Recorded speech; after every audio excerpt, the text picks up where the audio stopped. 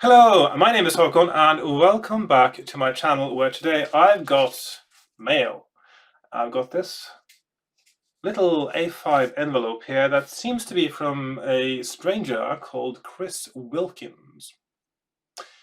And it says it's also from somebody called Fusion Retro Books. What could it be? Let's find out. Okay, here we are. This is what's inside that envelope. This is the brand new reboot issue of Zzap 64, number 1, March 2021. Yes, Zzap 64 is back.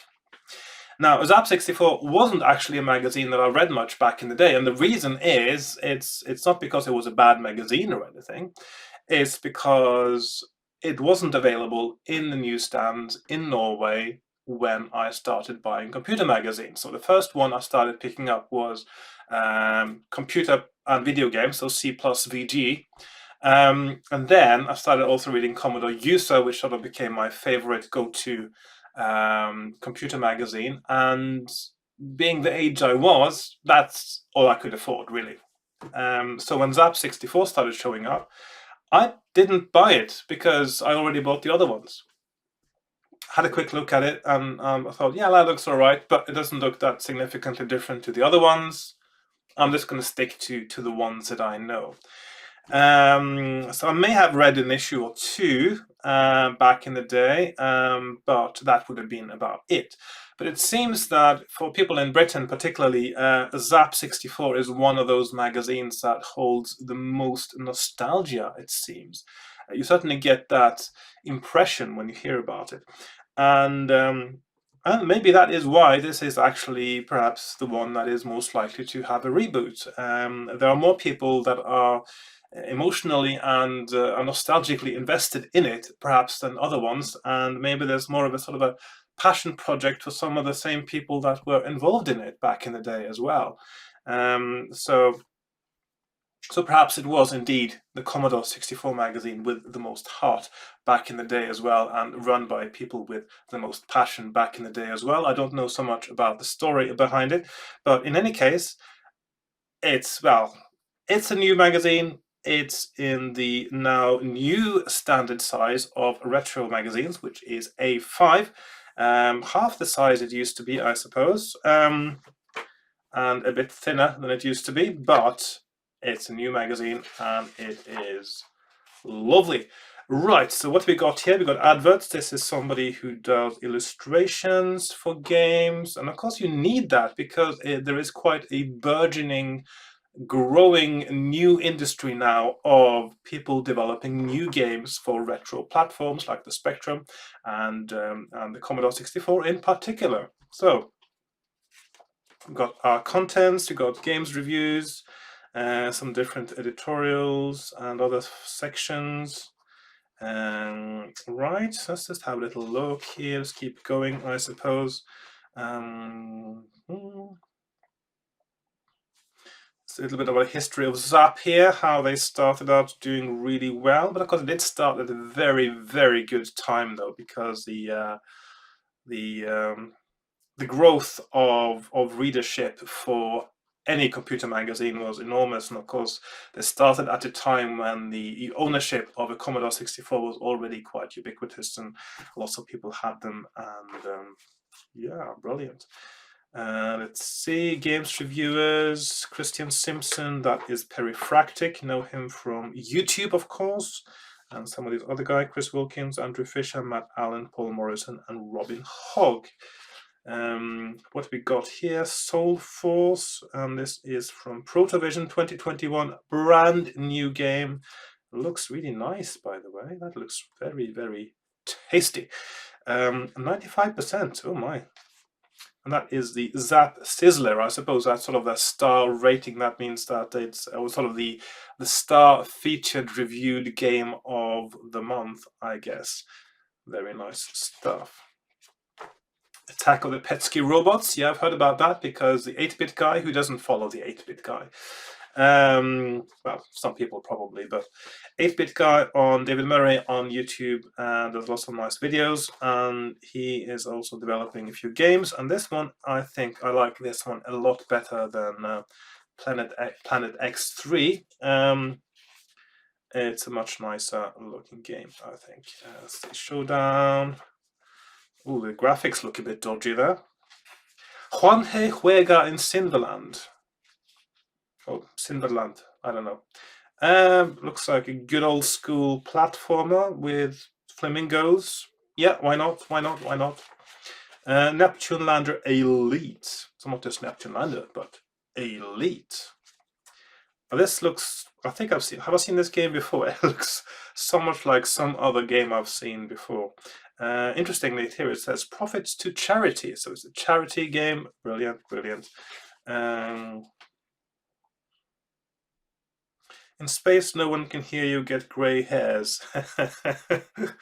Oh, that's funny. Okay. Let's see. Zzap Rap, which is the letters section. An Ocean Life for Me, Amiga Days, advertising for the old, blah, blah, blah. Okay. Back in the days, way of exploding fast. Where is Ludlow? Spring thing. Yep, yep. Exploding Fist. Elidon Orpheus games. Oh, interesting. Oh, we got the charts. We got the charts for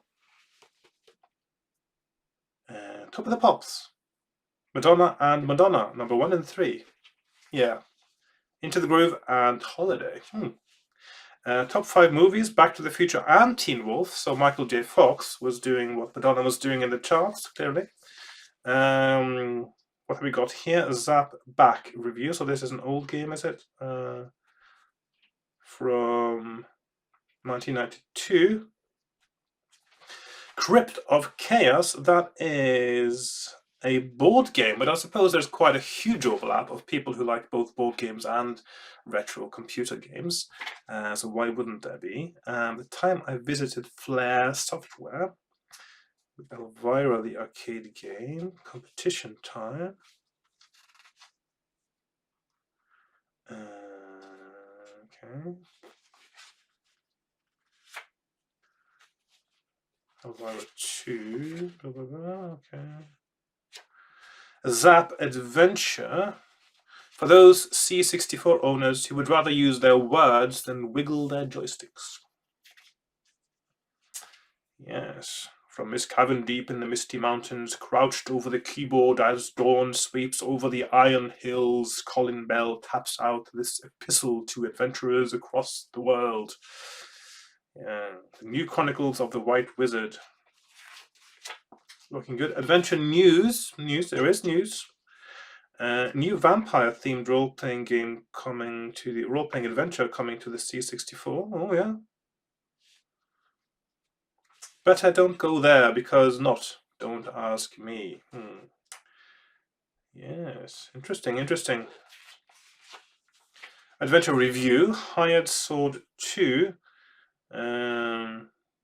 Double-sided games. Download only.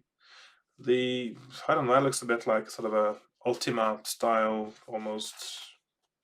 It makes sense to do an Ultima style adventure game on the Commodore 64, I think. Mythos the Warrior. This is the art gallery. Yeah, some amazing Commodore 64 art. Actually, it's amazing what you can do with the graphics of it. So, what have we got here? Chiller 2 from 2020. That looks quite a complex, colorful platformer. That looks very nice, actually. Oyup. What's this? It's a match 3 game. Actually, it's a 2-player match 3 game. It looks like. What else we got here? Oh, even 2 pages of that. The Shadow over Hawksmill. Nice color scheme there. 1947, London. Inspector Black of the Yard, an experienced detective specializing in missing persons cases, has been contacted regarding the sudden abduction of people from the tiny village of Hawksmill. Oh, interesting. That looks very nice, actually. Let's see, The Empire Strikes back. Periphractic takes a trip down Star Wars memory lane and talks to Chris Stanley on his new Empire Strikes Back game. So there's going to be a new Empire Strikes Back game. Well, that's interesting. A little bit about the making of the game. That's quite a long article there. Lovely. I'm going to give this a good read after. I'm just sort of browsing quickly through now just to show it to you. Let's see, creation. Something about a bit nostalgia there again. The games of Cosmos designs. Spaceball, Disc, Dark Cosmos, Square Out, Plural, blah blah blah. So it's this one sort of game developer and just going through their games. That's quite a nice way to learn new things about what existed. And of course, many of these games I see are 89. Yeah, so I didn't even have a Commodore 64 in 1989 anymore. Because I'd swapped it very foolishly for an Amiga, which isn't as good a computer by far. But you get lured. I mean, in the 80s, you got lured in by the music and the and the graphics of the Amiga, and it tricks you into thinking it's a good computer. When in fact, the Commodore 64 is superior in almost every single way, and the games are way better as well on the Commodore 64. Flimbo's Quest. Stoke the fire. Jets away. Oink oink. A pig quest. Yeah. Oh, the pig quest. I've seen a trailer for that on YouTube, and it's looking really good. I mean, look at the graphics there as well. Really using the possibilities of doing nice graphics for the background, which adds so much atmosphere as well.